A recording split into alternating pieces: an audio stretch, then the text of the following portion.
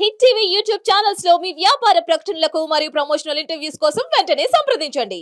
యావత్ భారతదేశం మొత్తం నేడు కోల్కతా వైపే చూస్తుంది. నిర్భయ 2 అంటూ కూడా నినాదాలు వినిపిస్తున్నాయి. కొంతమంది అయితే ఇదేమైనా ప్రాజెక్ట్లో నిర్భయ 1, 2 అంటున్నారు. ప్రాజెక్టులా కాదు కదా, జరిగిపోయింది మొత్తం ఒక డాక్టర్కి.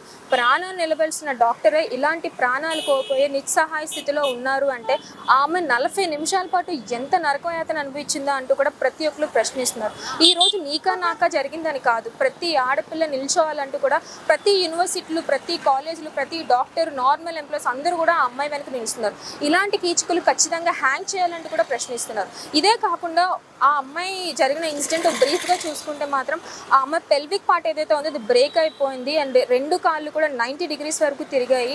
అండ్ ఆ అమ్మాయి ఏదైతే స్పెట్స్ పెట్టుకున్నారో ఆ స్పెట్స్ గ్లాసెస్ బ్రేక్ అయ్యి కళ్ళ నుంచి బ్లడ్ వరకు వచ్చింది. అండ్ అలానే కొన్ని ప్రైవేట్ పార్ట్స్లో కూడా బ్లీడింగ్ అవుతున్నట్టుగా ఇలాంటి నిస్సహాయత స్థితిలో వరకు లాస్ట్ మినిట్ వరకు అమ్మాయి ప్రాణం కోల్పోయే లాస్ట్ మినిట్ వరకు తన మానం కాపాడుకోవడానికి, తన ప్రాణం కాపాడుకోవడానికి, అంటే ఒక ప్రాణం పోసే డాక్టరే తన ప్రాణాన్ని తను కాపాడుకోవడానికి లాస్ట్ మినిట్ వరకు సాయి శక్తిలో ప్రయత్నించింది. దానికి నిదర్శన రూపం తన గోల్లో ఉన్న ఎవరైతే సంజయ్ రాయ్ అనే వ్యక్తి స్కిన్ శాంపిల్స్ ఏవైతే ఉన్నాయో అదే నిదర్శనం అంటూ కూడా చూపిస్తున్నారు. ఒక పర్సన్ అంటే ఒక మగ వ్యక్తి స్పర్మ్ కౌంట్ నార్మల్గా ఒక పర్సన్ నుంచి 10 ml వస్తుంది. అలాంటిది తన బాడీలో 150 grams ఉందంటే ఇది ఖచ్చితంగా ఒక పర్సన్తో జరిగింది కాదు అంటున్నారు. సో ఫస్ట్ పోస్ట్ మార్టం 1 తర్వాత ఇదంతా కూడా బయటకు వచ్చింది. 150 grams ఆఫ్ వీర్యం తన బ్లడ్లో తన బాడీలో ఉందని అంటున్నారు. కానీ ఇదైతే గ్యాంగ్ రేప్ జరిగి ఉండొచ్చు అంటున్నారు.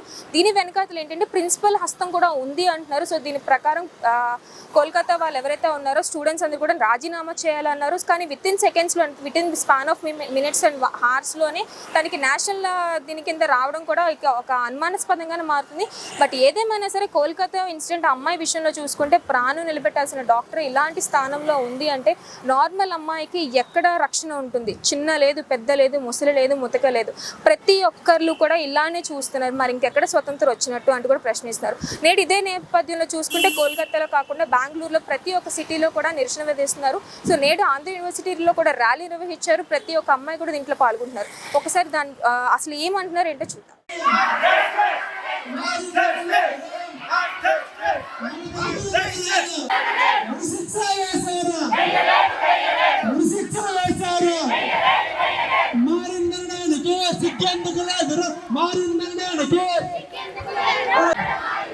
మన బతుకులు మారాలా, మన బతుకులు మారాలా.